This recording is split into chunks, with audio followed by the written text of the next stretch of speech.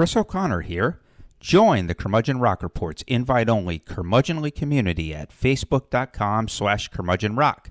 Also look out for a Spotify playlist that pays honor to this episode. This is the Curmudgeon Rock Report, and this is your podcast made by rock geek iconoclastic outsiders for rock geek iconoclastic outsiders.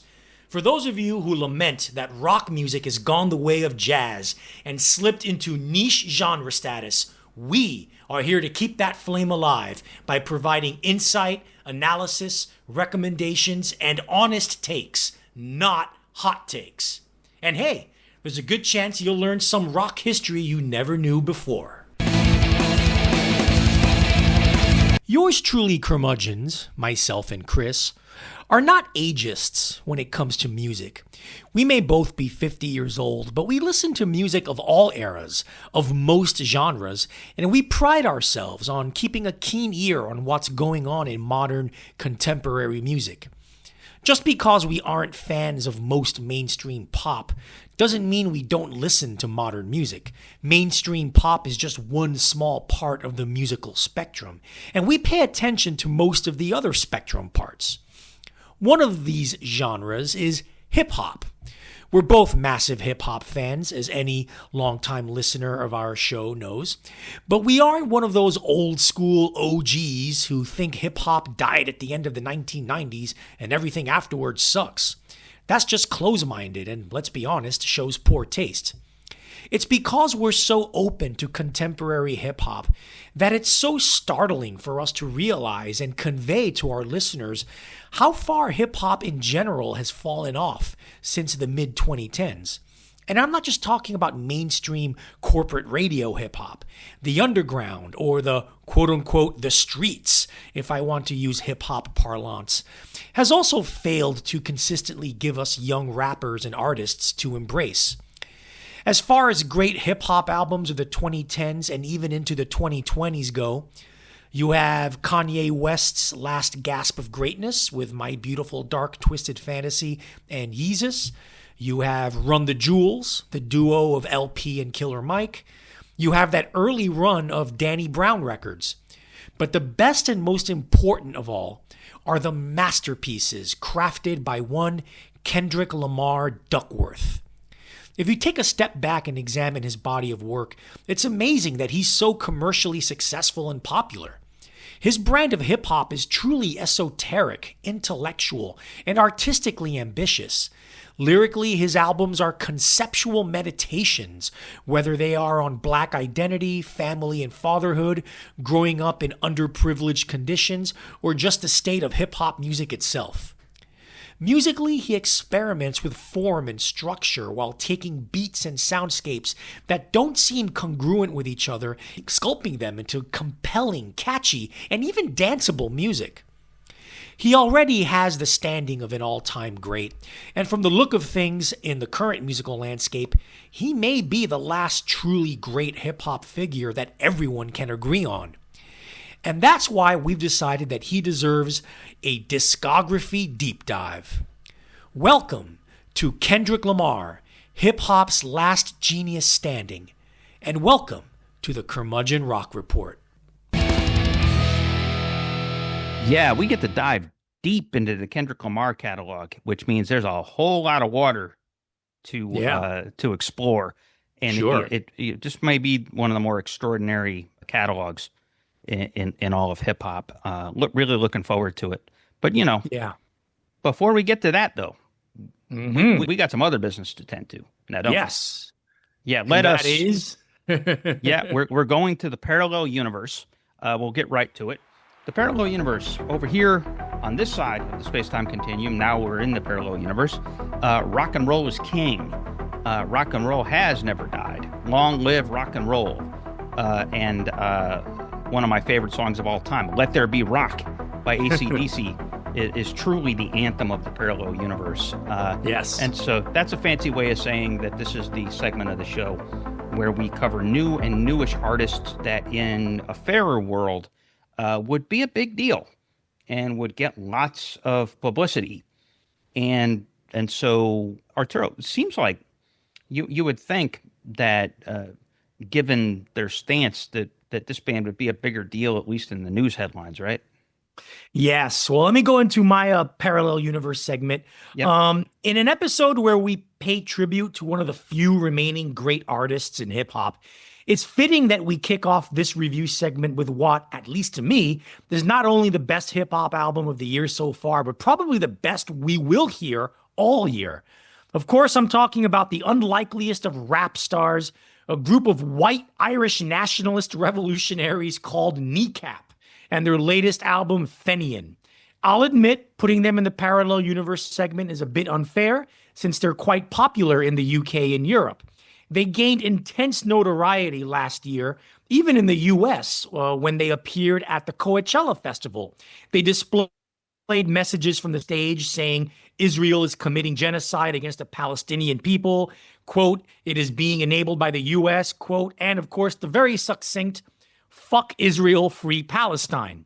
As you can imagine, they got in a lot of hot political water. However, in our parallel universe, Kneecap are much more known throughout the world for their music than their political views, and Fenian is a terrific record. Their rapping skills are okay, nothing special but acceptable, but what really propels this album are the kick-ass barnstorming beats. Kneecap are the kind of hip-hop group that, aside from their political messaging, exists to remind people that hip-hop is supposed to be dance music, not music to scratch your chin to. Coming from the UK, where EDM has always been huge, it isn't surprising that Kneecap's musical foundation is etched in techno, house, and drum and bass music. Lyrically, the album's a politically charged tone runs the gamut from Irish identity to society's obsession with celebrity and pop culture, to England's history and legacy of racism and colonialism, to, yes, the Israel-Palestine conflict. Choice tracks: the dark trip-hop groove of Carnival, the anthemic rush of the title track with its very bolshy chorus, the intense house groove of Big Bad Mo, and the electro-pop-infused groove of Onra, where they hilariously rhyme Pet Shop Boys with Sweatshop Boys. Kneecap's Fenian is a refreshing reminder that good, exciting hip-hop isn't quite dead yet. A very good 4 out of 5 stars. Chris? Yeah, these guys are really, really clever. Kneecap should do a tour of Europe with Bob Vylan, and they should dub it as the Band from the USA tour, because they're both heroes willing to call bullshit on America's support for Benjamin Netanyahu in Israel. And Vylan, talked shit about Israel at a European festival. I think it was Glastonbury, and so their visa got pulled right before they were going to tour the U.S. And then, like you said, Kneecap pulled their stunt at Coachella, and they immediately got deported. They said nope, and the visa got revoked, and they are now officially banned from the USA as well. So there you go. So they get my respect for that. As far as both of the main rappers are very clever and are very good. They're obviously influenced by the English grime scene and by Detroit horrorcore. Those are two huge influences on those guys. We talk about the music. Here's the thing. The group officially is the two rappers, and then they have a DJ who tours with them. The DJ is not the producer. And so the guy writing and producing all of the music here is not actually a member of Kneecap. This is a guy named Dan Carey. And Carey is more famous in recent music, notable music. He's more famous as a go-to producer for Black Midi and Black Country New Road and Squid and other British art rock bands.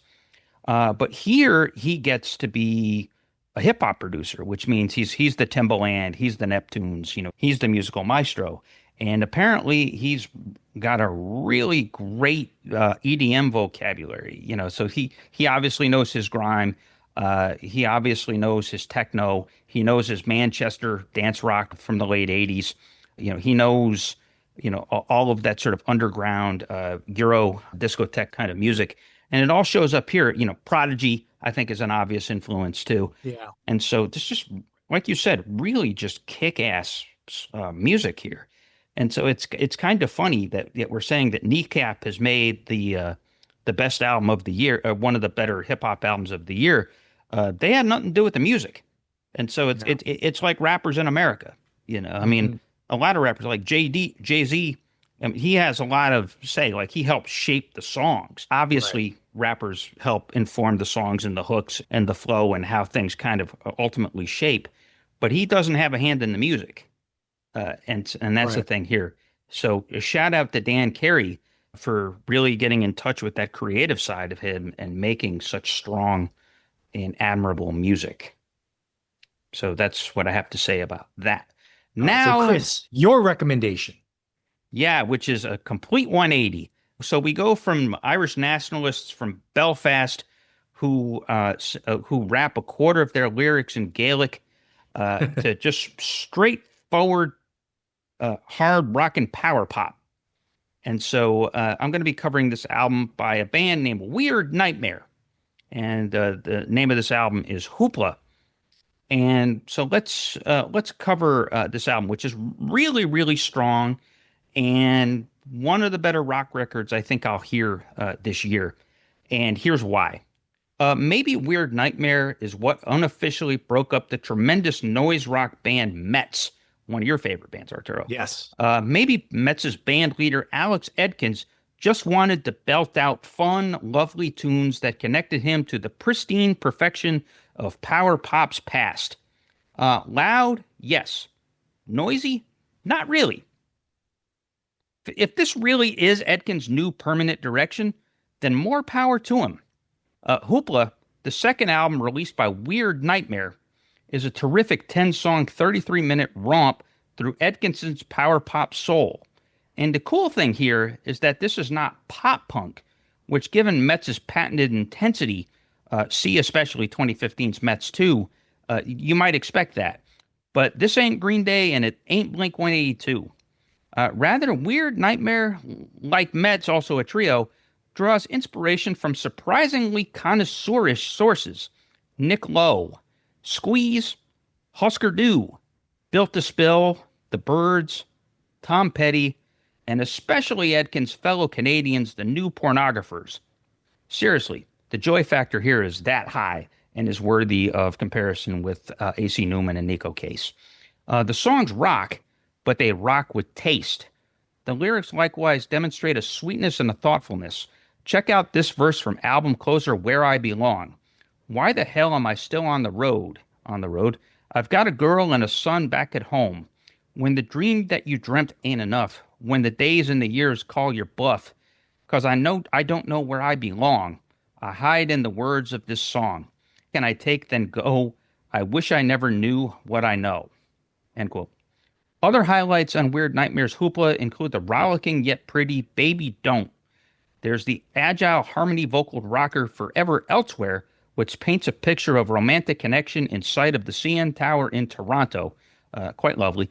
The soaring hooks upon hooks anthem Never in Style, and the dreamy, earnest If You Should Turn Away, which oddly but awesomely sounds like an outtake from Built to Spill's 1995 masterwork There's Nothing Wrong with Love. Seriously, this guy must be a Doug March adherent. Is this an inventive record? Not by a long shot. But who cares?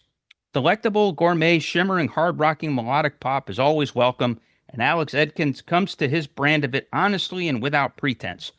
Hoopla is full of tightly constructed songs recorded cleanly and simply, and they satisfy spiritually for sure. A solid 3.5-star outing. Arturo? Yeah, I give this 3 out of 5. I think it's a pretty good record. I don't like it quite as much as you do. I think the songwriting is inconsistent, but the good stuff is really good. The very last track is actually the lead single, Where I Belong. That's one of the best singles of the year. Beautiful song. Might See You There and Baby Don't are just great, just pop rock songs. Like basically this is, because Alex Edkins was the main guy in M.A.A.D. I think it's pretty clear he wrote most of the songs there. This is like M.A.A.D given a power pop makeover. Yep. Yeah, pretty much. Because it not as noisy or as heavy as M.A.A.D, but it rocks like M.A.A.D, but it's, it's got a little more bubblegum and sweetness into it. Yeah, it doesn't So, have the edge. right. So Yeah. it's an enjoyable record overall. The good songs are really good, and I enjoy it as well. And the three best songs on here are like easily like three of the best rock songs of the year. Yeah. So Yeah, there you go. and of course, I have an affinity for If You Should Turn Away because, like I said, it's clearly influenced by Doug March. Right. It sounds very much like The Source or Big Dipper or one of those songs or some of those things. And so big ups to the Doug March love from Alex Edkins. Chris here again. We usually end our episodes by inviting you to join our Curmudgeonly community page on Facebook. Well, we're picking up our efforts there. Know people just as passionate as us about rock and roll? Invite them to join in the fun. You don't actually need our permission to do so. Also, expect to see a lot more content up there moving forward. Our mission is to engage you, so darn it, we'll engage you like a fire hose. Or maybe like a firehouse, if we're going to give love to Gene Simmons. We may also be making a few offers. Want to wear a t-shirt featuring our logo? You may have that opportunity soon. So be a fellow curmudgeon, help us expand our little community, and share your own musings via your own posts. We're at facebook.com/groups/curmudgeonrock. All right, Chris. So before we go into Kendrick Lamar and and basically our opinion or our thesis that he's one of the few remaining major talents and major names in hip hop. There aren't that many out there like him now. Why is it that modern hip hop and like I stated in our parameter setter, it's not all crap. There is some good stuff, but you have to really, really, really look for it. And, why is it so that contemporary hip hop, modern hip hop, both on the mainstream and underground level, have really fallen off?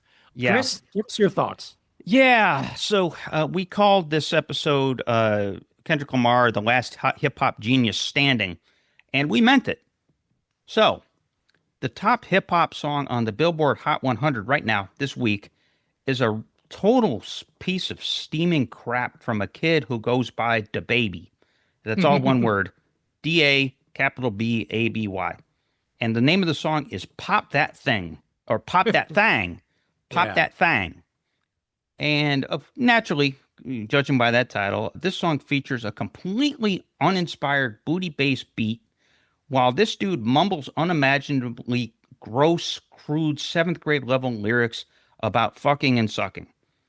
Actual lyric, quote, spread that shit. You know what I'm saying, Yeah, fuck me like a slut, you know what I'm saying? Another actual lyric, suck my dick, put your hands on my meat, ride my dick till your legs get weak. Yes, this passes for the top hip-hop hit in the U.S. in mid-May 2026. Amazingly enough, this is DaBaby's comeback single after being canceled 5 years ago for a disgustingly homophobic set of remarks he made during a concert. Back then that was when the woke police were in full effect. So I guess things don't change in 5 years. But I'll give DaBaby this: at least he actually raps. A lot of quote unquote hip hop these days is merely laughable attempts to sing through an auto-tune filter. Naturally, the innovator of this painful shtick, the mightily whack Drake, Mr. Aubrey Graham from Toronto, dropped a new album 3 days before we're recording this episode. And the first single is the self-pitying, half shittily sung moper, What Did I Miss? Drake broke out more than 15 years ago. In fact, I think Marvin's Room is 2010, and then the album that really made him famous was like a year before that. So he goes back to like 2009. That's an eternity in hip-hop time. And yet here we are all these years later, and Drake hasn't pivoted at all into something new since that breakout. Seriously, he does the same shit. And people will still eat the shit up, apparently, as What Did I Miss already has 200 million plays on Spotify. For what it's worth, 10 years ago, it would have been 1 billion within 3 days. So, right. So that kind of shows you his trend. And that's the problem. Hardly anyone innovates anymore. Hell, hardly anyone tries. Go a little bit below Kendrick Lamar and Drake, and you find Future, who mostly does a crude impression of Drake. And when he does rap, he uses about 6 words a bar. His main producer, Metro Boomin, is awesome. So at least there's that. It's decent musically. But, Future's biggest hit is him basically just name dropping all the drugs he likes. That's a song that has 3 billion hits on it, or plays on Spotify. But hip hop is suffering from a crisis of imagination because for the most part, everyone sounds like Drake or Future or Travis Scott or other dopey ass bitch asses. And people must be getting tired of it because that the baby garbage, it's only at number 26. And that's the top song in the country. And there's only 2 other quote unquote hip hop songs in the top 50, both by a guy named Don Toliver, who's a Houstonian. Another guy who switches back and forth between auto-tune crooning and straight up mumbling. There's still a few vets out here on the street, but they just disappoint now. Clips put out a surprisingly boring, trite reunion album last year. And Kanye West just dropped a new album in March, but it mostly features a bunch of avant-garde, schizophrenically swinging garbage. Simply, we're in dire need of hip-hop we can believe in. We need a rebirth of real, true hip-hop with beats that go hard, that isn't ethereal, that brings lyrics and hooks and fun and edge and a sense of subversive danger and youthful exuberance. We need that. We need the shit that Arturo and I grew up on. Basically, we need Kendrick Lamar to put out his next album. He truly is the last hip-hop genius standing. Arturo? Yeah. And for the record, DaBaby's debut album from 2019, Baby on Baby, is actually really good. It's like his one good album. After that, he went downhill. I'm just gonna say, maybe it is, but here he is. Hip hop is in such desperate need for hits that this guy was allowed to be uncanceled to come out with this, and it's like, it's embarrassing, truly. All right, so let's get into Kendrick Lamar and get into what makes and made him so great and why he's so special in the current music landscape. We'll start with his origin story. Kendrick Lamar was born in June 1987 in Compton, California. If you know your hip-hop history, namely NWA, Dr. Dre, Ice Cube, and Snoop Dogg, you know that Compton is a suburb of Los Angeles. You also know that Compton was a rough neighborhood in the 1980s and 90s, and it probably still is now. It ain't that much better. His parents were transplants from the south side of Chicago. His mother, Paula Oliver, a hairdresser, and his father, Kenny Duckworth, a genuine gangster affiliated with the Gangster Disciples Nation. He was an only child until he was 7 years old, and even as a little kid, he was described by his parents and people who knew him as a quiet, introverted child. Kendrick's family was poor when he was growing up.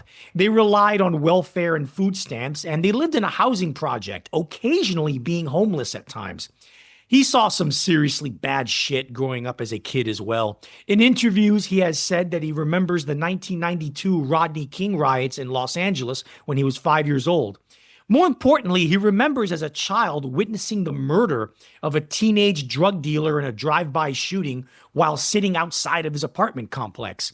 According to Lamar, quote, "It done something to me right then and there. It let me know that this is not only something that I'm looking at, but it's something that maybe I have to get used to," end quote. He was an excellent student who got very good grades. He was precocious in his use of language and normal conversation, and he had a vocabulary base that was higher than most people of his age group. When he was 12 years old in 7th grade, his English teacher introduced him to poetry and encouraged him to write some poems himself. This coincided with Lamar's blossoming love of hip-hop, and young Lamar saw the connection between rapping and rhyming and literary devices such as metaphor and double entendres. He suffered a blip in his trajectory when, at age 15 and in high school, he became involved with gangs and got into several run-ins with the police as well as with other gang members. His father, who at this point had long abandoned gang culture, staged an intervention to get young Kendrick out of the gang lifestyle.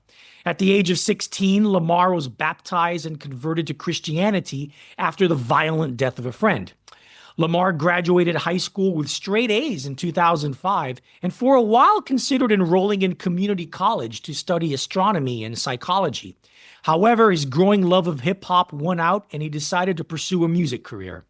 In his last couple of years in high school, he adopted the stage name K. K. And engaged in rap battles and freestyling contests. After high school, he took this activity to another level and partnered up with a young man named Dave Free, who would travel from Inglewood to watch Lamar perform.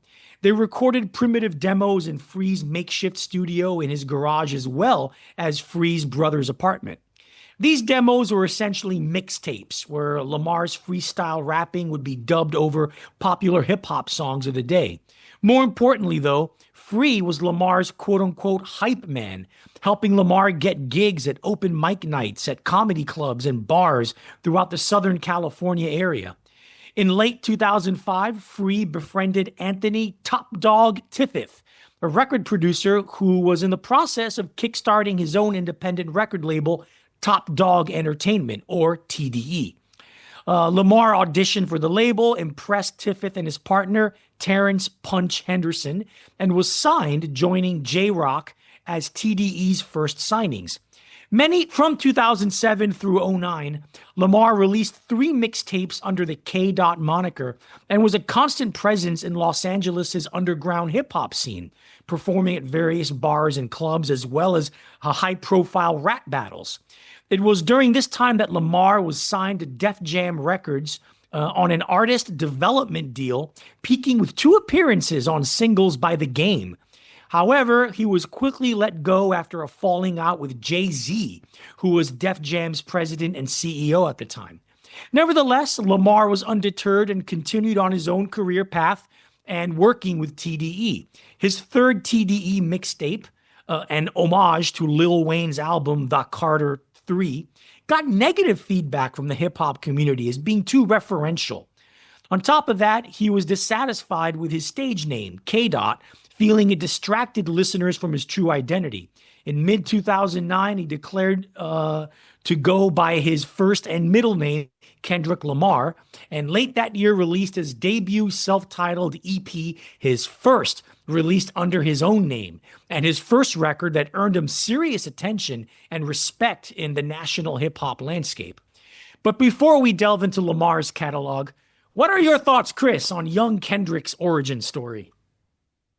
Kendrick is one of those phenomenons that happens when someone is in the right time and the right place with the right personality type and the right affinity for the English language. He's from Compton. He's born in 1987, and that's right in the heart of, AIDS, crack, homelessness, gang violence, teen pregnancy, et cetera, et cetera. And, growing up with his father being affiliated with the gangs, him having his dalliances, and, being subject to all that, what we now refer to as generational trauma. That's kind of a modern concept.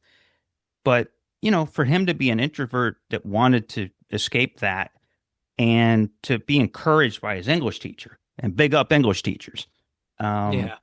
Yeah. And so right time, right place, right encouragement, and right skills to basically be the commentator and the philosopher and the guy who had the tools to go deep. And so, and he did that. And, and he had the ambition. He did the mixtape thing. He, got in with an upstart label. He attracted some big name folks, got that audience, and put himself in a position to succeed, which he started to do. After he got to this point, he was time, and he put out that EP, which is not really an EP, by the way. I don't know why it's called the Kendrick Lamar EP, but it's like 12 songs and 40 something minutes. 15 tracks in 62 and a half minutes. Yeah, that ain't no EP. Yeah. But anyway, let's start with the album roll call and diving into these records, EPs, and mixtapes. And we're going to start with that debut EP, self-titled, Kendrick Lamar from 2009. Like you said, Chris, this is not really an EP. This is an album. It's a straight up album. And to this day, I don't know why Lamar and his label, TDE, decided to call it an EP. Second of all, the first thing you notice when you hear this record is that this just doesn't sound like Kendrick Lamar yet. While the rapping skills are fine, they don't have the inventive flow and cadences that we know from him in later records. While the lyrics hint at an intelligent and thoughtful writer, they don't have the emotional depth, the intensity, the intriguing character play he would become known for, with a few too many songs reflecting unironically and shamelessly on how successful he wants to be. Not even his voice sounds like the Kendrick Lamar the world would eventually get to know.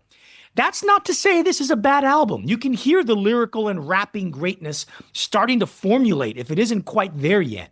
The beats have clear references to his idols.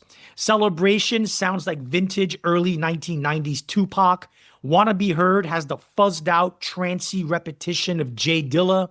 Faith has a beautiful, spacious, soulful beat, with the first song in Lamar's vaunted catalog that tackles his Christian faith in such an honest and questioning way that you can't really call it a Christian song.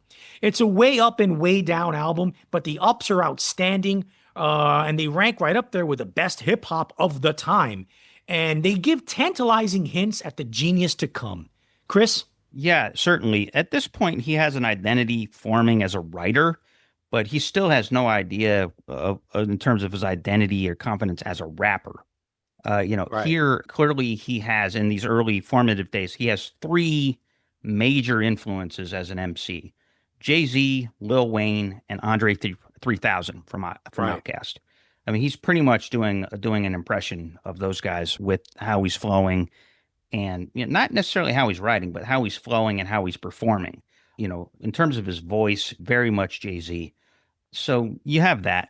But, this album does have an interesting mood. I mean, it's pretty melancholic overall. It's melancholic and it's meditative, and it's interesting. It plays some tricks and it kind of sets him up to think. It's actually kind of funny. Clearly, his producers at this point not only influenced by J Dilla, but influenced by conscious hip hop in general. Think of the conscious hip hop from the late 80s, early 90s out of New York, the Native Tongues stuff. And then think of like LA in 99, 2000, Jurassic 5 and maybe more like Dilated Peoples and stuff like that. So it's actually kind of funny. In one of the songs, my favorite song on the record, Vanity Slaves, he actually has a line in there where he talks about bumping to some Tribe. And so so I think it's a knowing wink, wink. To what they're doing. But to me, I think I love Vanity Slaves, which, kind of talks about, the sort of, the Black experience where you're trying to, you're trying to make yourself feel good about yourself in a shitty situation. And right. So you obsess over vanity as this transcendence, and it's just not a good thing. And then the most interesting song, and it is a hint of the literate nature of Kendrick's work from here, is the song P&P, which is a really good song, really melodic. But what it does is it flips the script on usually a song with this hook of P&P stands for Pussy and Patron. And so you're thinking it's like a celebration of vices, but no, it's not. He makes it very, very clear that these are his coping devices. And, this is the stuff that makes him, that helps him get through it. And so it's a very serious, very stoic, very sober examination of why he leans on those things. And so that's pretty unique, at the time. I mean, even still in 2009 and towards the end of the decade, there was a lot of that sort of clubbing thing that was still going on, and the partying and the glorification of all that. And he kind of turned it on its head, which is very clever. And again, is a preview of some of the greatness and literate nature of his stuff to come. All right. Very good, Chris. All right. Next, Overly Dedicated from 2010. This is the last mixtape Lamar released, and it's the first one released under his own name, hence why we're including it in this discussion. This is also the first record where Kendrick Lamar starts to sound like Kendrick Lamar. His rapping skill and flow make a huge leap from his self-titled record, becoming more original and locked in rhythmically with the beat. And despite some lightweight lyrical tracks about lusting after hot women and bragging about himself, as with Alien Girl and Michael Jordan, respectively, his lyrics generally start to show the emotional depth and meditative quality that would become his hallmark. Average Joe is the first of many of what would also become a hallmark of Lamar's career, an in-depth analysis of the mentality and nature of the gangsta lifestyle, a far cry from the basic street-level reporting of forebears such as Ice Cube and Dr. Dre. The first three tracks, The Heart Part 2, Growing Apart to Get Closer, and Night of the Living Junkies, show Lamar's musical debt to 1990s neo-soul, as well as an interest in jazz undertones that would be explored in To Pimp a Butterfly. Despite the numerous producers throughout the album, it somehow manages to sound like a sonically cohesive work thanks to the spaciousness and clarity in each track. Most importantly of all, it's Lamar as a rapper who graduates to world-class status on this mixtape. His flow, timing, rhyme scheme, and cadence all impeccable. His first 4-star record. Chris? Yeah, and you have to evaluate this as a mixtape, not an album. Right. And and a mixtape, it's just like each song is a calling card. And Right. so, mixtape culture being what it was. And he doesn't, a lot of mixtapes are a mix of originals. And then, like you said, the other thing, which is to find a popular song, take the beat and then rap over it. Right. That goes back to the 70s and, to the very core of what hip hop was and Right. is. But it's like you said, it's interesting. It's a lot of the same vibe. It's like there's like it's like 12 songs and there's like 9 producers or something. Yeah. And so just so you get, but they're all kind of in the same mood space or moody space and the same sort of musical vibe. So you're right. So it ends up getting accidentally showing that influence. Lil Wayne, definitely big influence here. I love Alien Girl just because it's so fucking weird. And that's one of the first songs that he did with Soundwave. Soundwave recorded a few albums, but Soundwave is the producer that's most associated with Kendrick. I mean, there's been a stable of the of these Top Dog guys, and Soundwave went with him when he left Top Dog, but it was like Soundwave and like a group of like 4 or 5 guys that basically did a lot of his production work collaboratively over the years. But Alien Girl is just so weird that it's like him taking a risk that it's essentially, yes, it's self-explanatory. It's about him romancing an actual alien girl. And so, yeah. And it's kind of ironic because, Drake, again, had just become a thing in 29 and 2010.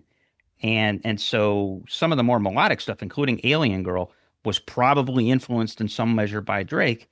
In fact, I bet a lot of these producers in working with Kendrick, in the back of their minds were thinking, hey, what if I can make a beat that would attract Aubrey and maybe I can get on one of his albums and that'll make me. So it's just kind of funny that, like Drake was a breakout star a good 4 years before Kendrick. So kind of ironic. All right, next, Section 80 from 2011.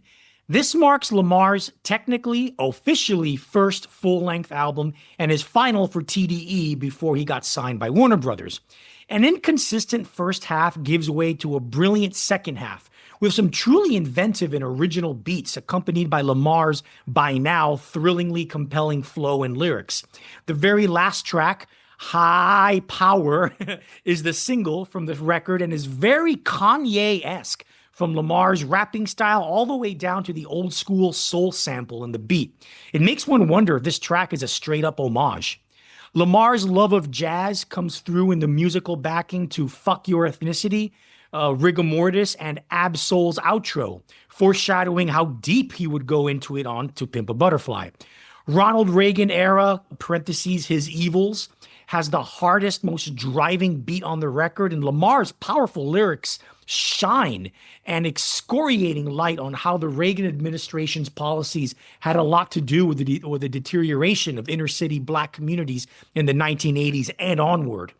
Overall, it's just a slight drop from Overly Dedicated, but it's one small step back in order to make a gigantic leap forward with his next album. Chris? Yeah, I like this album a lot.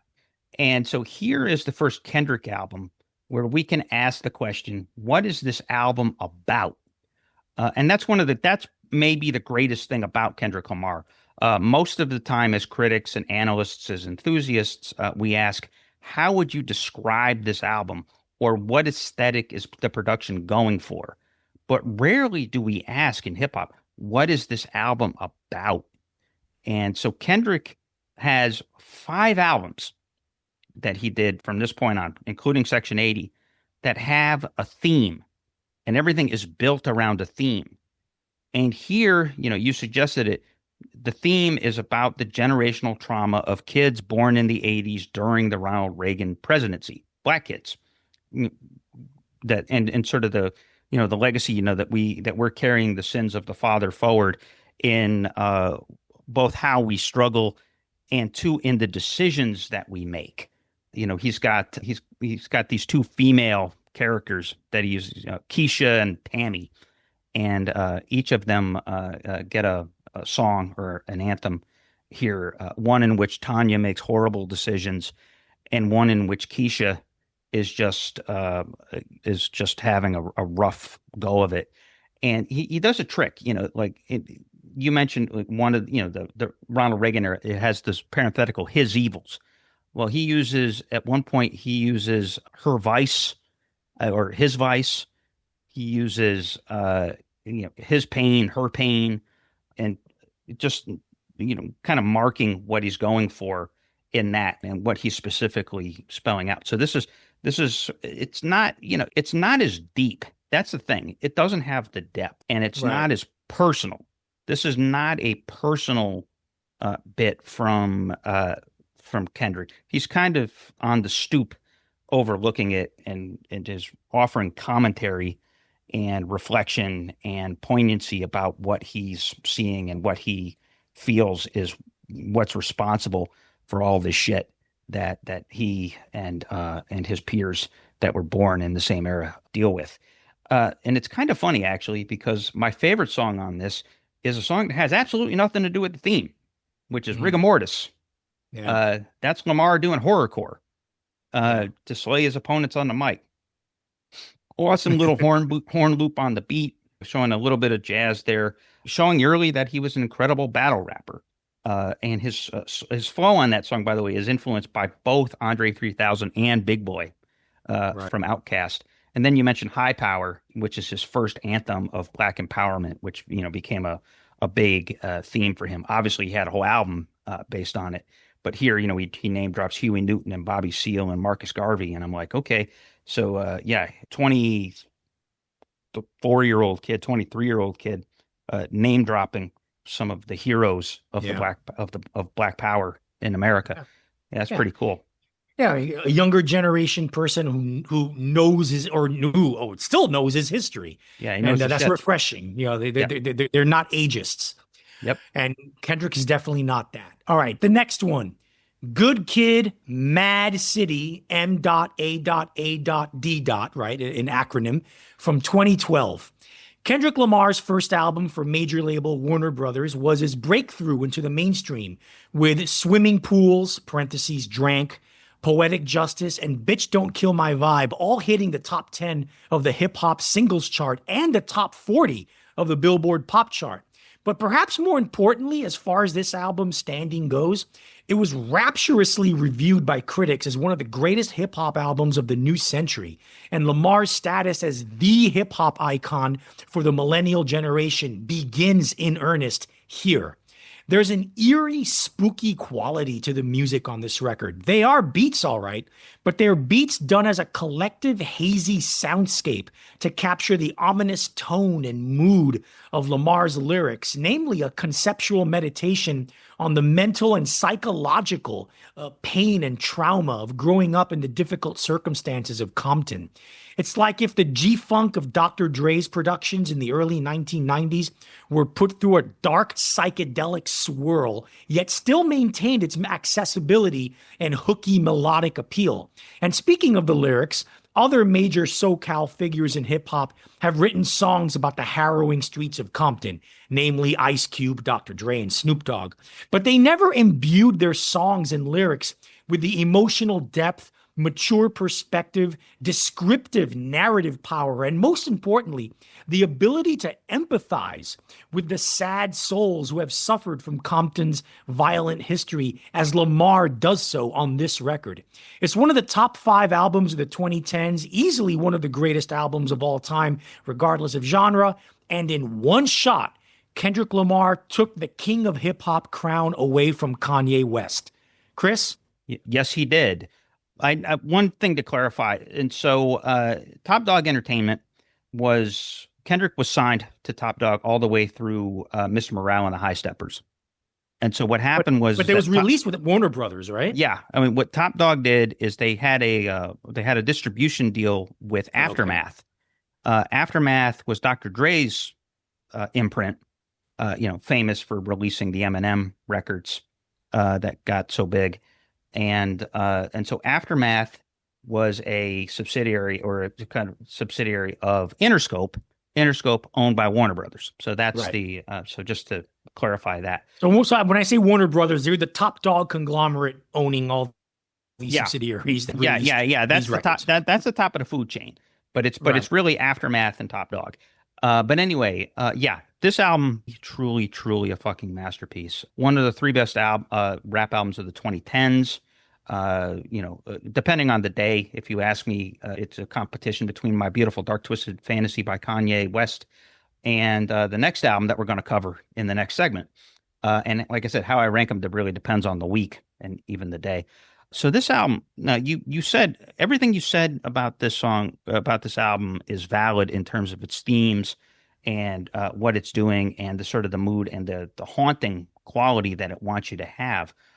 But it's ultimately a story about baptism. It's right. And people don't give it that respect. It's really, the album starts with a baptismal prayer. I mean, it's basically the kind of prayer of confession that everybody who's been baptized as an adult says, that Jesus died for my sins, et cetera, et cetera, et cetera. That's the first thing we hear on the record. And then from there, it goes into this sort of non-linear look at the struggles that he had as a teenager. This is a very much an angel on one shoulder and devil on the other shoulder record. Right. And the first 3 songs really kind of set this up. You have Shireen, aka Master Splinter's daughter, so this details an incident he had as a teenager where he got suckered into a robbery by a seducing stripper. He thought he was going to get laid, and he's getting all excited, and he shows up, and there's 2 guys ready to rob him. Right. And then he ends that with an angry voicemail from his mother. "Where the fuck are you, you bonehead?" Which is very funny. And then the next song is "Bitch Don't Kill My Vibe," which the bitch that he's talking to is pretty much God. It's like he knows. It's like the idea is, yeah, okay, I know I'm living in sin. Yeah, I know I'm doing a lot of bad shit. But you know what? Don't kill my vibe. I'm feeling this. This is what I want to do. And so he goes from there. And then Backstreet Freestyle, which is amazing, is just an absolute banger, which just finds him wilding the fuck out. He's seeking money, he's seeking power and sex and respect in the streets. And it's just jaw-dropping in terms of, and this is where Kendrick is right up there with Eminem and maybe Tupac in terms of the vocalization. Biggie's the other one. Biggie's the Miles Davis of hip-hop. In terms of vocalization and the use of his voice to help tell the story and to evoke the feeling. And this is where he really gets into that with the growls and the high pitches and just sort of the way he slyly stretches out the syllables and all of that. It's just a remarkable accomplishment. And then from there, he just tells the story of the tension. He's got the one song "Good Kid," where it's like he's striving to do well, even though he's surrounded by all of this. And then "Mad City," where it's like, oh boy, this is a real hornet's nest. Right. And the way he paints it, he makes Compton sound scary as fuck. Yeah. On that song, and you really feel that. And then eventually you get to the 12-minute "Sing About Me, I'm Dying of Thirst," Yeah. which is one of the great that's one of the great song titles in hip hop, and that's him, dealing with the survivor's guilt of having his friend killed in front of him, and deciding to give his life up to Christ. Amazingly enough, and that's not the last song on the record. He has a 2-song epilogue, which basically is him taking that mature perspective of survival is possible, and then the last song is just Dre and Lamar just celebrating the fact they got the fuck out of there and are wildly successful. Like I said, just amazing accomplishment, and again the vocalization right up there with Eminem. So yeah, I love that. I love this album. On this episode, we examined the work of Kendrick Lamar. For the next episode, we're getting in our time machine and going back to 1970s Nigeria to examine the work of another genius of black music, Fela Kuti. Mixing funk and jazz with the indigenous music and rhythms of his country, Kuti created an intoxicatingly original kind of music that, along with a whole slew of other artists in the African diaspora who developed their own kind of funk, was known as Afrobeat. Kuti's songs weren't really songs, they were jams, all of which ranged from 10 to 15 minutes in length. One song on side A, one song on side B. That was a typical Fela Kuti album. He has an immense discography, so we're going to break down the 13 most essential Kuti jams and pay tribute to his brilliance.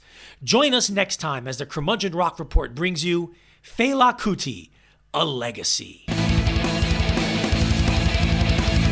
All right, the next in the roll call of Kendrick albums, To Pimp a Butterfly from 2015. Looking back 11 years, it's hard to overestimate the level of hype this album generated upon its release in early 2015. It was designated as an instant classic, immediately regarded as the decade's greatest album by black critics, white critics, hip-hop critics, general pop music critics, hip-hop fans, Asian critics. Critics, mainstream pop music fans more tuned to rock and jazz, you name it.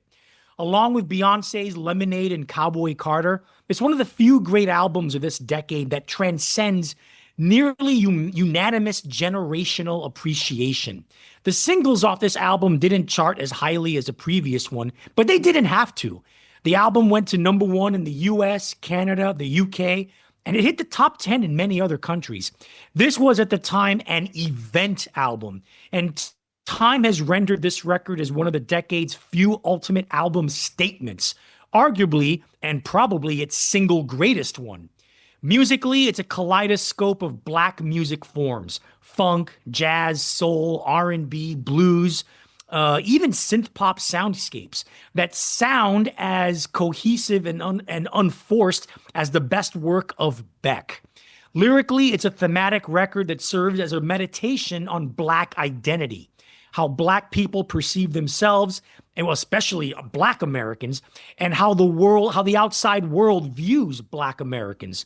A little over a decade later, the album has lost none of its timelessness, nor its artistic and cultural importance. Chris? Yeah, I think it's grown more important because remember, he did this towards the end of Obama. Right. And, this was at the time that you had, Ferguson had just happened in 2014. And the Freddie Gray thing happened later that summer.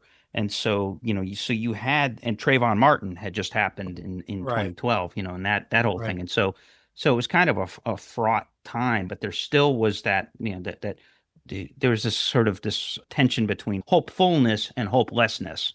Right. And now when you look back on this, what amounts to a doctoral thesis about black empowerment in America, you look back on it now and what's happened since then. I mean, come on, 2 weeks ago, the Voting Rights Act got its ass kicked by SCOTUS, and now the whole South is literally trying to write out every black representative in Congress and are probably going to succeed.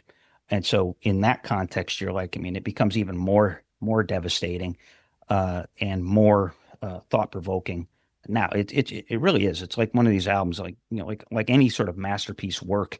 Like you can watch the film Vertigo, and I saw that film 25 years ago for the first time, or 26 years ago, somewhere around there, and then I saw it last year, and it was like a totally different movie. And so To Pimp a Butterfly just has that feeling. And like you said, it's a genuinely thrilling fucking album musically, with the jazz, soul, funk, and it's purposely. If you're making an album about blackness in America and black identity, the music has to reflect that. And so you're talking about songwriting here. Like, Lamar is in with the producers writing all of this, and it just works so beautifully. And so so I said it's a doctoral thesis. What's the main idea? This dick ain't free, which is, essentially that's what he's saying. Is it so through that as a thesis up front, and and one, there's a section. I mean, this is double entendre. It's him talking back to a woman that's trying to diss him, or is trying to exploit him, but that might as well be the cops. That might as well be schools. That might as well be authority. That might as well be judges, etc. And in his position, this dick ain't free. And so from there, Kendrick covers just a dizzying number of angles that can be connected to that: slavery, apartheid, economic injustice, police brutality, concentrated poverty, self-loathing. The song "You" is just really nasty, going in on himself. Classist prejudice, survivor's guilt, generational trauma, colorism, which is a thing in the black community, various identity crises, economic subservience, and so on and so on and so on. End of the album is just extraordinary. It's so the song "Mortal Man," the first half of it is really a tribute to Nelson Mandela and the rebel spirit of Mandela, and the perseverance and the hopefulness that his eventual release and rise to power, and that what we can gain from that in our own experience here in the U.S. And then he ends it with this extraordinary poem that he builds. One of the neat things about this record is he builds this poem kind of line by line throughout the album to kind of connect it to the songs. And so it's this poem about acceptance of his burdens and overcoming his burdens, and then how he reconciles everything that he's experienced with how he can empower himself in spite of it. And then he ends it with this Q&A with Tupac Shakur. Yeah, I read online that this is excerpted from a obscure interview that Tupac did with a radio station in like Belgium or somewhere over in Europe in 1994. Right. But Tupac is talking like real revolutionary shit there. And so what Kendrick does is he makes it so that it becomes him basically interviewing Tupac about his take on black empowerment. And then at the end, he proffers this. I'm going to offer up this metaphor, Pac, and it's this idea of the butterfly not being allowed to be freed from the cocoon, like the caterpillar is trying to oppress his inner butterfly. And he says, so the caterpillar is trying to pimp the butterfly, but then the butterfly eventually breaks free, and that's what we're trying to do. And then he goes back and he says, Pac, what's your take on that? And then silence. Yeah. So the idea is, the reality is Pac is gone, and he can never actually take the mantle of the leader, of being the true leader for black identity in America, because Tupac. So it's just wonderful tribute to Tupac, and it makes you wonder, like if Tupac hadn't been killed, if he would have evolved into that at all. Exactly. And that makes the point that Tupac never actually escaped the cocoon, right? Because he got himself involved with Suge and got himself killed. So just amazing artistic statement. Right. All right, next, Damn from 2017. This album marks the beginning of Kendrick Lamar as commercial pop chart topper.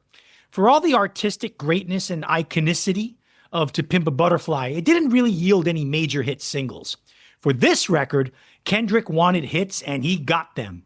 The head-bopping and thumping beat of lead single Humble was a gigantic hit, Lamar's first #1 in the U.S., while charting in the top 10 in several other countries. Loyalty as well as Love both hit the Billboard Top 20.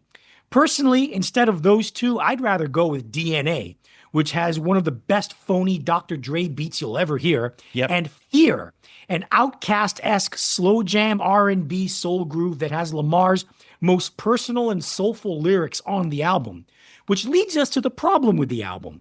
Overall, I think it's his worst record because, with a few exceptions, he makes too many concessions to streamlined corporate radio hip-hop, with so many stale, generic, cliched beats populating the album. Additionally, there's no theme or concept linking the songs together, which is a shame because this aspect is partially what made Lamar hip-hop's greatest and most important poet and storyteller of the 21st century. There are a few terrific tracks here, but it would have been nice, if Kendrick hadn't been lazy and mailed it in for most of the record, knowing that he only needed a couple of big hit singles to sell it. Chris? Yeah, well, I agree with you on one thing and disagree with you on another. I agree that this is his most boring album musically, and it's a huge letdown coming off of both Good Kid, M.A.A.D City and especially To Pimp a Butterfly. And To Pimp a Butterfly, just the musical adventureness and soulfulness of that is just amazing. And then you go here, and again, it's like, okay, now we didn't necessarily get any radio hits out of To Pimp a Butterfly.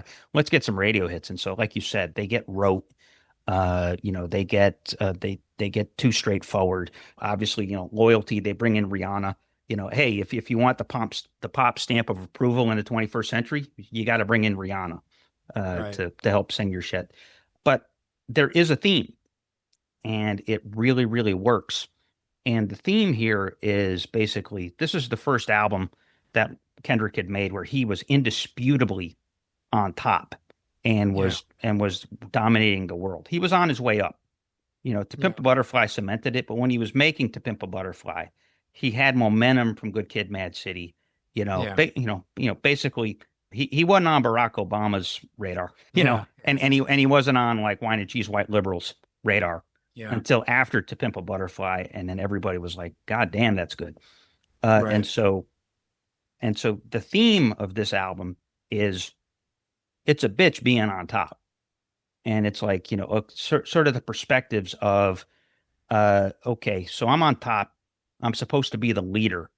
How do I handle this? Because now I've got these friends and these family members who are like trying to like fleece me, or they're trying to defraud me, or they think that, or now they're being disloyal because now they're out talking shit and, thinking like, or they're getting jealous and all of this. And then obviously, being, it's the more money, more problems thing that Biggie which eventually killed Biggie. Right. And so now it's like, okay, now I got a target on my back here. And so there's all of that. But then there's also the opportunity for leadership. And so he does that. And there's these great meditations on, like the song titles tell the story. DNA, feel, loyalty, pride, humble, lust, love, fear, God. Obviously he's pretty damn clear about where he's at. And so, and humble I love because he's basically telling everybody, you got to be humble, man. But he's the only one that's allowed to not be humble. I love that. The exercise is, come on, man, be humble. Why? Because I'm kicking your ass. Nobody can touch me. And so it's this great feat of braggadocio. And then the end of the album, again, like I said, musically boring, but the end of the album, then it pretty much instantly recontextualized everything with the closing track, Duckworth. Yeah. Because it tells the story. It takes a little while to unfold and realize what he's doing, but it's a story about how his father almost got into a shootout at a fast food restaurant. Wow. And this contemplation of, my daddy made a really good decision, and so I owe my life and I owe all of my success, and ultimately I'm gonna be okay because my father made this decision, this good decision, and so broke the cycle, and here I am now. And so there's a real poignancy that kind of builds, okay, it's a bitch being at top, but I can handle it because I've been empowered to make good decisions, and my father was there for me. So poignant as hell. Right. All right. The next one. After a little bit of a hiatus, he came back in 2022 with Mr. Morale and the Big Steppers. Chris, I know you're not a big fan of this record, but I'm here to tell you that you need to reconsider.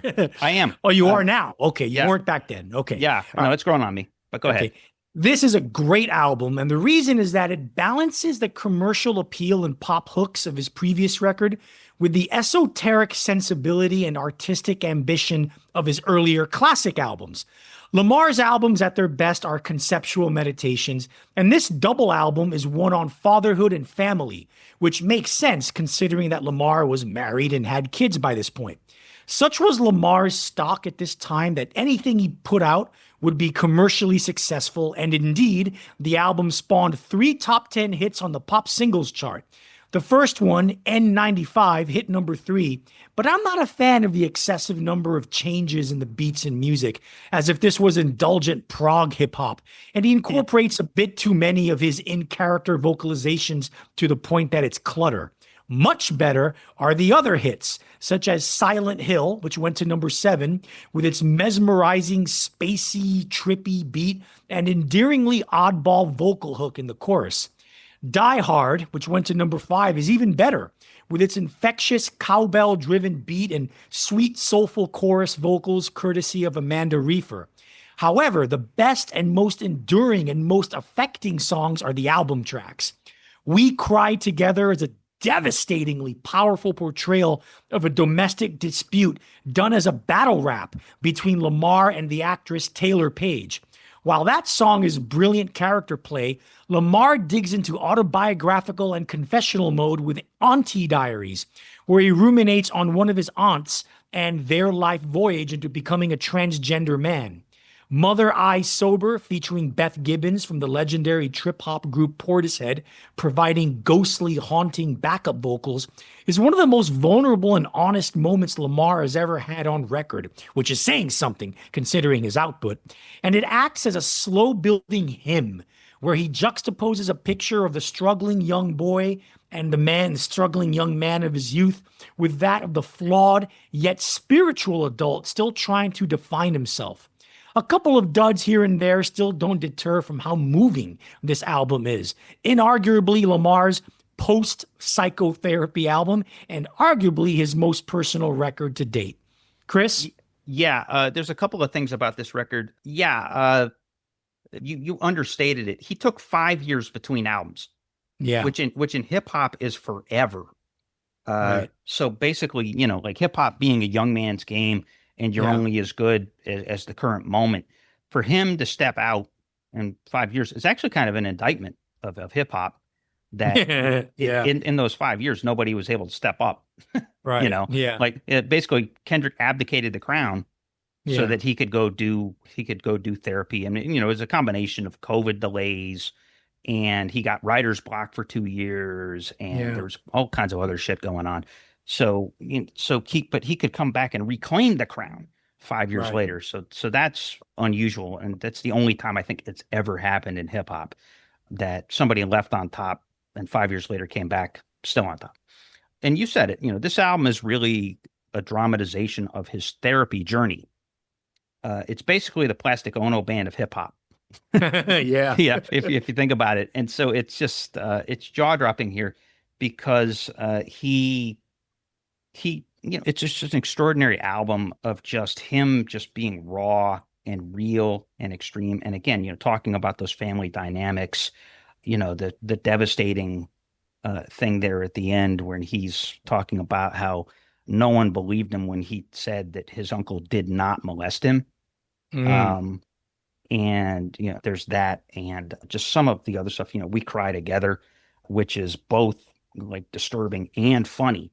Because a lot of couples have done that, where they basically have all that pent up frustration and anger and angst and just nastiness, and they just unload on each other, and then like 5 minutes later are fucking. And so I love that.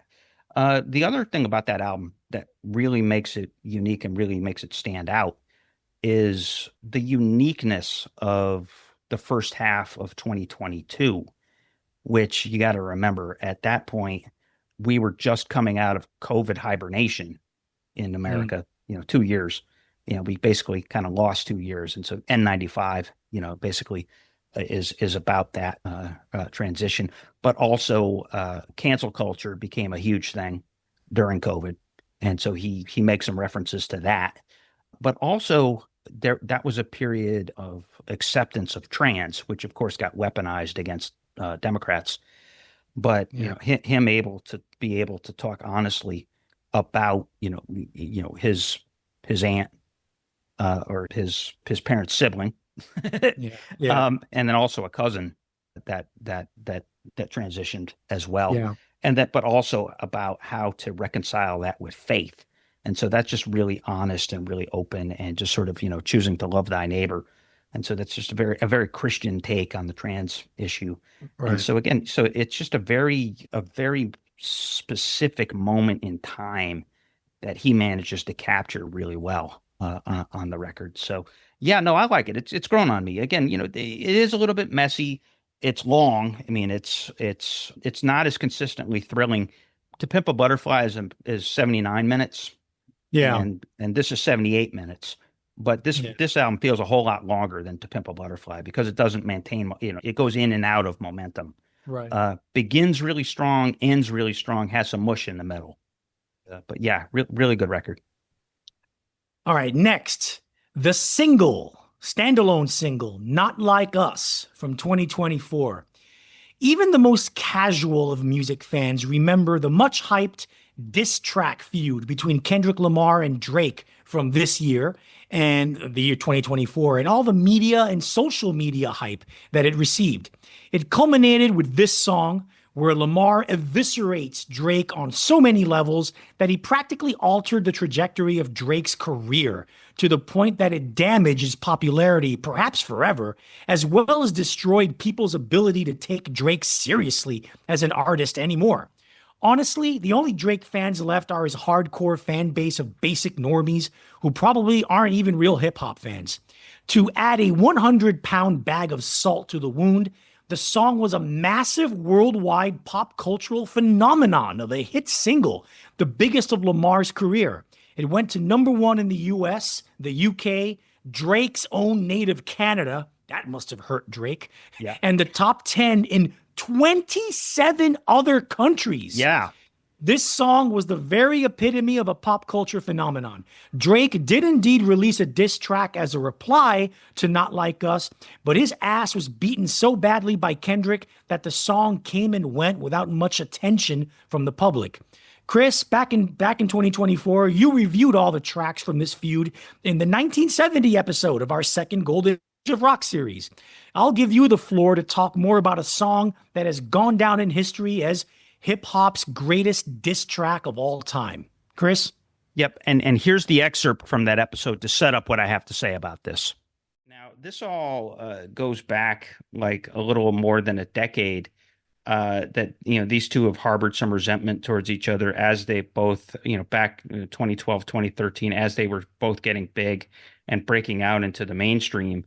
They had these sort of lingering resentments, and there were always speculations that there might be little disses that there maybe was a diss somewhere on To Pimp a Butterfly of Drake, or that Drake had some hidden disses of Kendrick, and so that had always been speculated. But then what happens is early this year, in March, there's a single released called "Like That" by Future, Metro Boomin, and Kendrick Lamar. And in his verse, and this actually stems from an earlier track in which J. Cole and Drake appear, where Drake basically, there's a reference to those three as being kind of the title holders of kind of the king of modern hip hop, but Drake is kind of like, well, but Kendrick's in a distant third. And so so this starts in earnest, and that single came out on March 22nd of this year, Like That. and Kendrick in his lyric disses the hell out of Drake, and basically says that he's not that great, and just sort of, basically, is a put down of, basically putting Lamar over as much better, and putting Drake down as a phony. Well, Drake responded to that within 2 weeks, and within like the first, like the second week of April. And that's what's unusual, that obviously there's a long history of beefs in hip hop. And, Yeah. we on our last episode, we covered one of those, or a couple of those. We had, the Boogie Down Productions crew in the Bronx, and the Juice crew in Queens that had beef, and that were battle rapping at that point, back in 1987. And then you had Kool Moe Dee and LL in 89, 90, 91 through there, which LL won definitively with Mama Said Knock You Out. And then, you keep going from there. Jay-Z and Nas got into it in 2001 with a couple of brilliant songs. There was Jay-Z's the Takeover, and then Nas's response, Ether, which was just killer. I mean, basically, he won that feud hands down. So there's this history. But this one is unique because of the speed of it. Each guy has released at least 4 songs since the beginning of April. We're recording this on May 17th. Since the beginning of April, each has released, and sort of instantly, and they released them. One of them was released through Instagram. Another was released through a podcast. And they've basically taken social. If there was any doubt that social media is now one of the foremost distribution vehicles for modern music, I mean, this is proving it, because the speed, and these songs take off like wildfire. One of them, which is a song that Kendrick released called "Not Like Us," actually reached #1 on the Billboard Hot 100. And so, and ostensibly because of the demand for the feud, Right. not because of any kind of musical quality, like literally here today, gone tomorrow. But anyway, so Drake first responds with push-ups, and none of these songs. The funny thing about it is these songs, the raps are brutal, and they're about the most personal I've ever heard a hip hop feud get. But the music all sucks except for one song, which we'll get to. But Push-Ups is this really kind of corny, cheap beat kind of sounding thing, where basically Drake makes a bunch of short jokes at Kendrick's expense, and he also is basically accusing him of being a pop sellout. One lyric in there, he says, "Maroon 5 need a verse, you better make it witty." Drake is accusing Kendrick Lamar of being a pop sellout. Drake. Yeah. Mm-hmm. Drake is accusing Kendrick Lamar of that. of being a pop sellout. Yeah, absolutely. And of saddling up to Taylor Swift. Talk about a complete, utter lack of self-awareness. Yeah, exactly. And then, also accusing Kendrick of conspiring with Taylor Swift to basically to kind of prop up Taylor's sales, and avoid whatever. I don't think Taylor Swift needs Kendrick Lamar's help in propping up her sales. Yeah, exactly. And so basically he does push-ups. A couple of days later in April, he released a song called Tailor Made Freestyle. Get it? Tailor Made Freestyle. And dissing Lamar, tying him to Taylor Swift, making him out to be a true sellout. And he actually, there's a line on one of those songs called Heart. That's like MC Hammer calling Chuck D a sellout. Yeah, pretty much. There's a line, I believe it's on Push-Ups. It's either on Push-Ups or Taylor Made Freestyle. That says, "Heartbroke Twitter shit is for bitches." And so, basically kind of getting there and starting to make it personal. Why doesn't Taylor Swift make her own diss track? Yeah, well, that'd be wonderful. I would love it. Well, dude, half her songs are diss tracks about her ex-boyfriends. Yeah. So yeah, she's like the queen of diss songs, of diss pop songs. So there you go. But anyway, so Push-Ups comes out, and then Taylor Made Freestyle comes out. Now Drake actually got himself in trouble for Taylor Made Freestyle because the original version had an AI altered rendition, a vocal rendition that made it seem like Tupac and Snoop were rapping the chorus, Yeah. and Tupac's estate got pissed, and Uh-huh. so he had to take that version off of social media. Now, a version of it without the Tupac and Snoop silliness is available on the streaming sites. So not under Drake's name though. I think it's some uh, riff on his label name OVO. It's like Mm, DVO or something right. that he's got it out there available. So he does that. Well, Kendrick is now kind of pissed, and it's like, oh, okay, you're going to come at me like that. And then he comes out with this astonishing, and this is only like 3 weeks ago. I mean, it was really just kind of recent. This astonishing 6.5 minute long diss track called Euphoria. And Mhm. Euphoria, you can't really call it a song because it's got like four different beats that go on in it over the course of 6.5 minutes. And he just absolutely goes off on Drake, calling him a master manipulator. There's a line, you're not a rap artist, you a scam artist. Mm. Uh, and at one point, it was a great line. He says, "Don't tell lies about me, and I won't tell truths about you." And he also basically he gets on Drake for plastic surgery, and most effectively and most kind of stunningly on this song, he gets on Drake for his biracialness. Mm. Aubrey Graham is in fact half white, and basically he says I don't like it. I don't like it when you use the N word, or he actually ends the song singing, "We don't want to hear you say no and no more." Yeah. And just basically saying it's like he basically tells him that he's not allowed to say the N word. Mm. And he also accuses him of having surgically enhanced his abs. Uh, and it just It won't really, surprise me if that's true, though. yeah, just really strange shit. And so a couple days after that, uh, Kendrick, much like Drake, comes out with a second straight volley, and this is called 616 in LA, which was released as part of an Instagram story.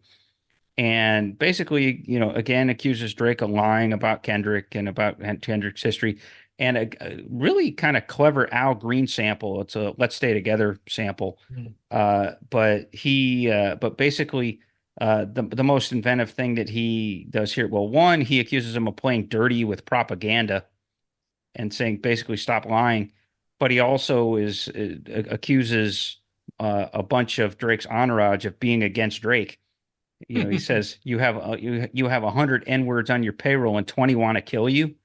Mm. That basically says, all these you got, and like one of your main guys is like hates your guts and all of that, and just basically calling him a phony and all this other stuff. And so it's just so there you go. And so now it's starting to get brutal. And then now Drake takes that and he's like, "Oh, you're calling me a liar, and you're calling me a manipulator. You're calling me a fake." Oh yeah. Well, Drake comes out with "Family Matters."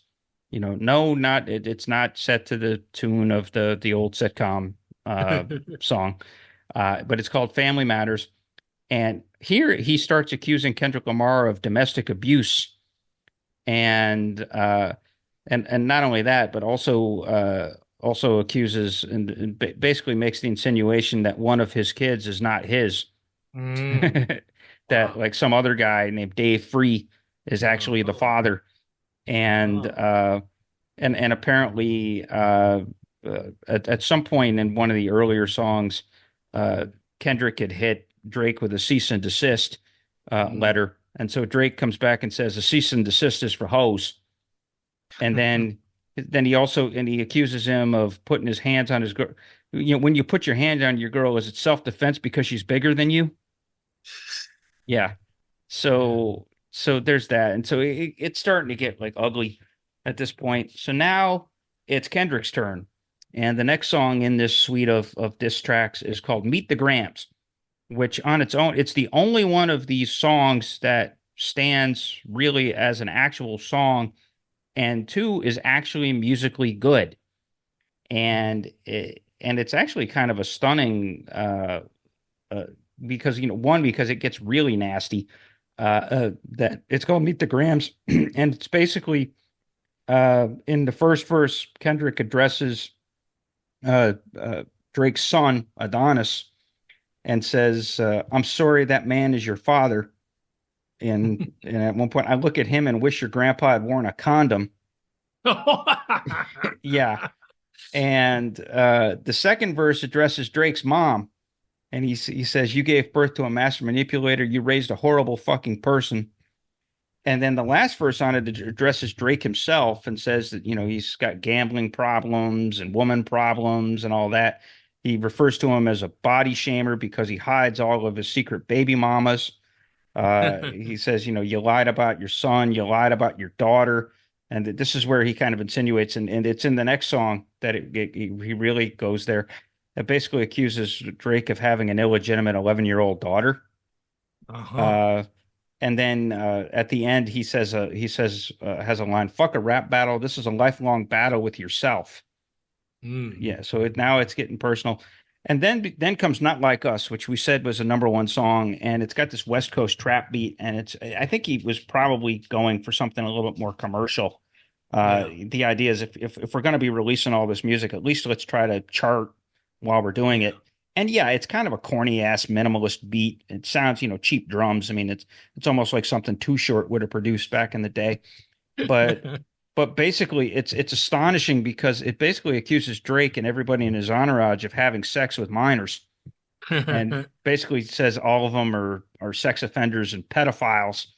Mm. And he also at the end he gets personal, says that basically Drake in the last few years, he's done a lot of collaborations with guys like Future and 21 Savage and Metro Boomin, and basically he says that Drake is running to Atlanta when you need a few dollars, and he calls Drake he calls him a colonizer, saying that he's trying to take over Atlanta. And then, of Mm. course, he goofs on OVO and calls him an OV ho, which is corny as hell, but Yes. there you go. And then Drake finally, then this is the last, and this was released on May 6th. This is the last volley to date in this. It's called Heart Part 6. And that kind of, the title is a goof on a series of tracks that Kendrick put out called Heart Part 1, Heart Part 2, Yeah. and so on. Yeah. But this is Heart Part 6. And this is where Drake, in it, and it's kind of amazing. He says that, well, you fell for my entourage planting the thing about the 11-year-old daughter. Mm. He says you have to learn how to fact check things. And then he says, "Oh, and by the way, everybody should know you haven't seen your kids in the last 6 months." And then he says he wants to slit Kendrick's throat with a razor and all this other shit. And and so now you've got one guy calling the other a woman beater, and the other calling the other a sex offender and a father of illegitimate children. And so this is some personal shit. But I will say this that so yeah, there's a reason that we played that clip, because it's interesting to look back at it and see where we were. And that was exactly 2 years ago, by the way. That was, I believe, to the day. That was May 18th of 2024 Mm. that we recorded that. Wow. And so things at that point were really raw and really fresh. You got to remember, we got 8 songs from these guys in less than 2 months. Mm. And it was furious and it was intense. And we didn't know where it was at. At the time, everyone in the media and podcast world, including me, was under the impression that the feud was not yet over, that there was no official winner. I certainly was thinking, what's coming next? Was Kendrick going to respond to Drake's absurd assertion that his people planted rumors for Kendrick to pick up on and use against him, thereby making Kendrick a fool? I was wondering if he was actually going to respond to that. Turns out, Not Like Us, which after a few more listens snuck up on me as an absolute club banger classic, Yeah. was the knockout blow. Boy, was it a knockout blow. If you're going to win a feud, this is how you win a fucking feud. Kendrick didn't need to respond to the Heart Part 6. Turns out Drake was already the gum on Kendrick's shoe. Ultimately, looking back on it, my original assertion that most of the songs these guys released during the beef sucked was dead on. Meet the Grams, I still think, was the best song of the bunch. Seriously, that song is so much nastier than Not Like Us. And just the concept of it, I'm like, are you fucking kidding? That's the one he should have gotten sued for defamation for. But anyway, but inherently, Meet the Grams was an album track, not a hit. No one was going to turn that song on at the club and make the crowd go wild. Ultimately, once one of them was able to land a hit song out of the deal, that was going to make all the difference. Because up until Not Like Us, both of those guys were, the lyric stuff was breathtaking. Drake's Family Matters actually lyrically is killer. But up until Not Like Us, they were basically just musically releasing crap and like album tracks. But then you have Not Like Us, which is a stone cold fucking hit. I mean, seriously, that beat is amazing on that. Yeah. At first you think it's corny Too Short shit, which it kind of is, but it's like gourmet Too Short corny shit. And the song was absurdly vicious too. I mean, it was hitting on Drake on several soul snatching fronts. The one that stuck the most, of course, and is the most famous is the line about him and his crew being certified pedophiles. Right. But to me, ultimately, just as damning was Kendrick's pinning Drake as a phony who was carpetbagging and biting the shit out of the Atlanta scene's vibe. I think that hurt him a lot, too. It's like the Atlanta guys wanted nothing to do with him after that. So over the course of the next year after Not Like Us was released in early May of 2024, Not Like Us rose from mere number one song to a cultural phenomenon and genuine sensation. The Grammys awarded it as Song of the Year, not Record of the Year, which usually goes to the biggest hit and is a popularity contest, but Song of the Year, which ostensibly goes to the best written song. So Kendrick, his first hip-hop song to ever win Song of the Year was this song. And of course, Lamar got to perform Not Like Us with a shit-eating grin as part of his Super Bowl halftime show in 2025. This left Drake, who, as I just suggested, may actually have won this feud if he had released the big hit song first. This left him in utter shambles and in a perpetual state of pathetic humiliation. How pathetic? He actually sued Universal Music Group, the umbrella label for both Drake and Kendrick, for defamation for supposedly conspiring with Kendrick to bury him and to promote the song to spite him, which he alleged included fudging the streaming statistics to make Not Like Us seem like a bigger hit than it actually was. If that sounds ridiculous to you, imagine how ridiculous it sounded to the judge who dismissed the suit in fall of 2025. Drake is now appealing this decision, and there's a brief that was filed in support of the dismissal that poses a legal argument that Drake essentially consented to Not Like Us' success by engaging in the beef and the feud in the first place. Great line from this brief. Quote, "Suppose a self-assured boxer challenges the world champion to a prize fight, is knocked out on live television, and with bruised ego and body, files a lawsuit for battery." End quote. Just a few days ago, Drake released his new album called Iceman. It features the terrible lead single, What Did I Miss? On this song, Drake actually opens by posing these questions, or making these statements. I don't give a fuck if you love me. I don't give a fuck if you like me. What a loser. Arturo? Yeah, I mean, like at this point, I mean, I've always thought Drake sucked. I've always thought he was a shitty rapper. I've always thought his music is awful. It's just sing-speak fucking hip-hop. And he doesn't even write his own shit. Like most of his stuff, he doesn't even write. And on top of that, who are his fans? Like hardcore hip hop fans are not Drake fans.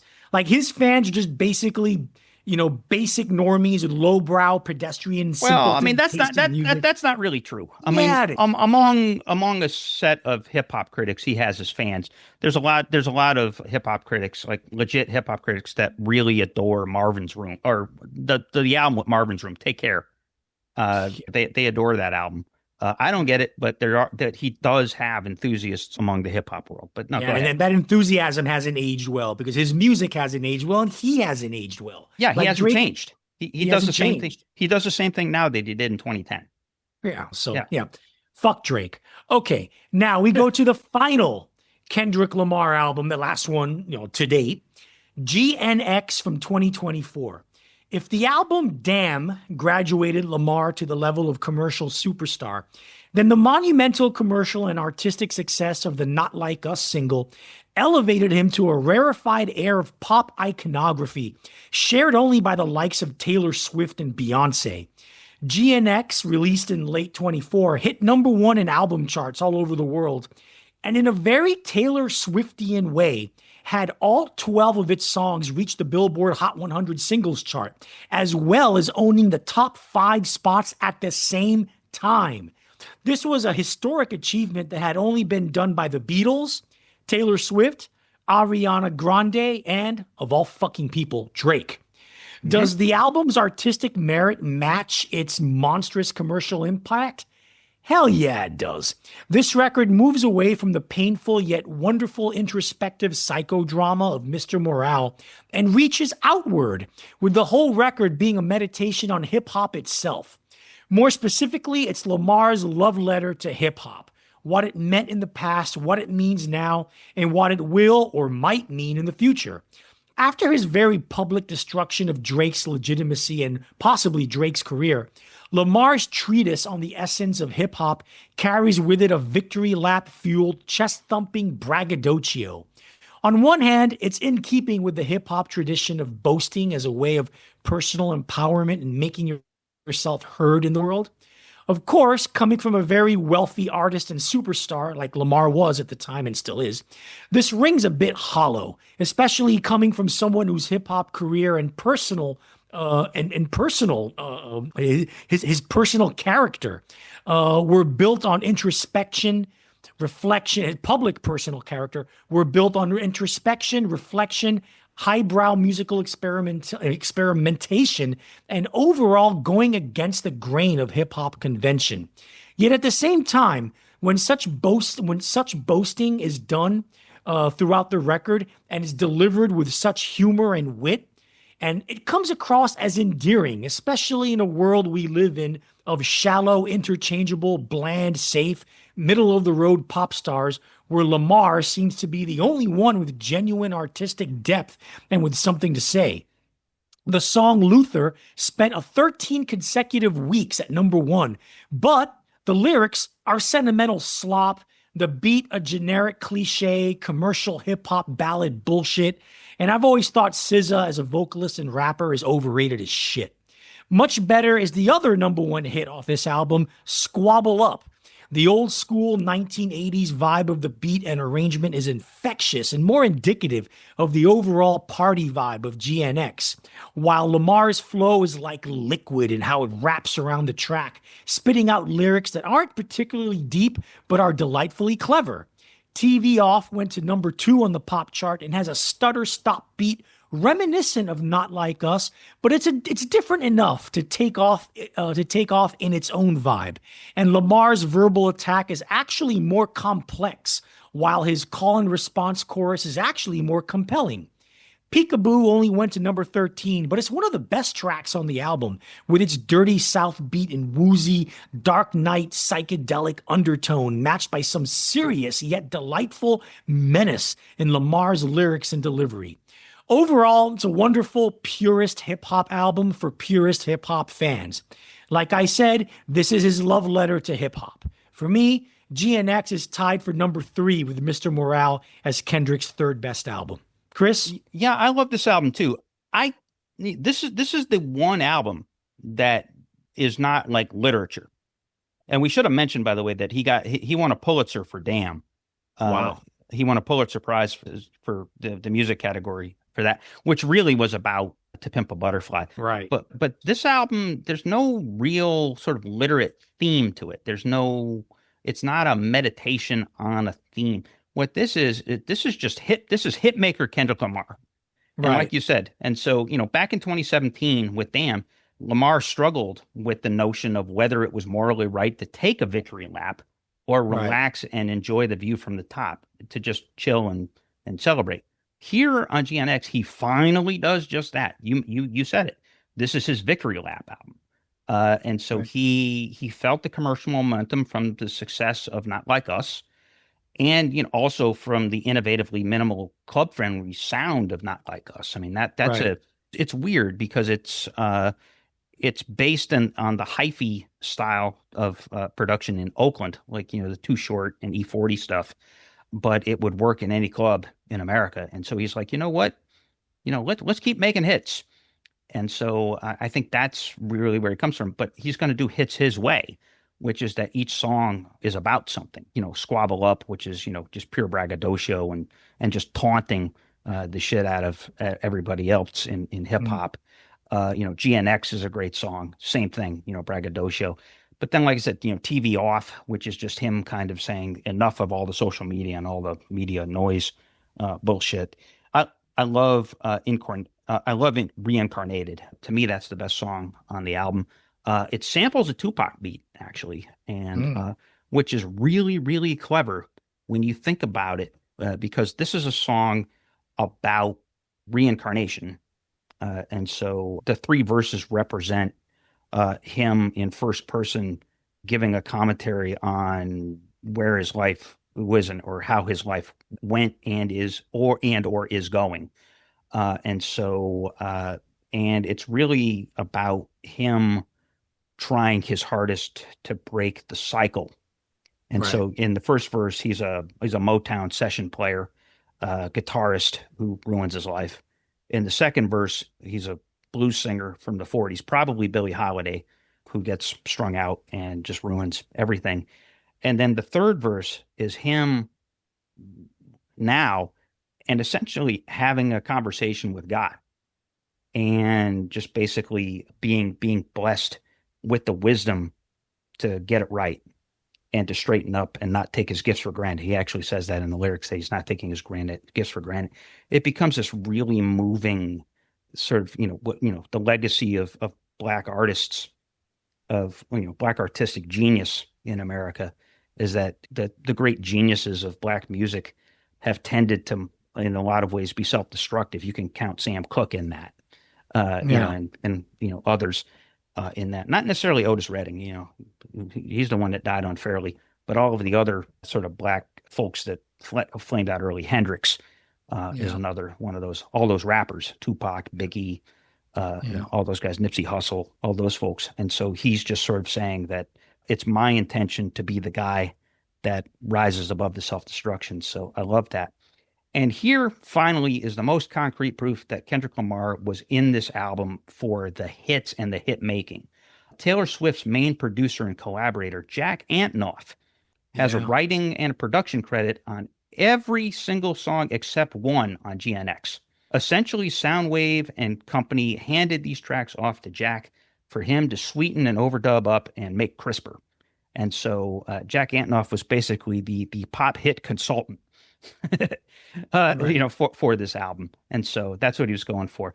And so as a final thought here, and then I can kick it over for your final thoughts, my hope is that GNX was his victory lap and him just sort of stopping to smell the roses after kicking Drake's ass so badly. And I hope he gets back to writing novels, so to speak. Yeah.